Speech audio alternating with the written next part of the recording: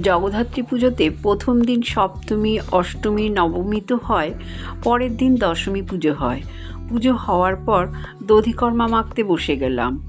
এই দধিকর্মা প্রসাদ আমাদের বাড়ির সবাই ভীষণ ভালোবাসে, তাই বেশি করে খই, দই, চিড়ে, বাতাসা, মুরকি, কলা সব কিছু দিয়ে খুব ভালো করে মেখে ব্রেকফাস্টটা এই দিয়েই সেরে ফেললাম। সন্ধেবেলায় মায়ের বরণ করলাম প্রত্যেকে। মাকে সিঁদুর পরানো হতে না হতেই দেখো সবাই মিলে কীরকম সিঁদুর খেলায় মেতে উঠেছি। সিঁদুর খেলা হয়ে গেলে প্রত্যেকে একটু ছবিও তুলে ফেললাম। তারপরে মায়ের ভাসান হয়ে গেলে সবাই মিষ্টিমুখ করে নিলাম। এর পরের দিন আমাদের মাছ খেতে হয়। সবাই মিলে বসে খাওয়ার যে আনন্দ, সত্যিই যে কি ভালো লাগে তোমাদের কি বলবো। দুপুরবেলা খাওয়া দাওয়া করে যে যার বাড়িতে চলে এলাম। আবার অপেক্ষায় রইলাম, আসছে বছর মা আবার আসবে।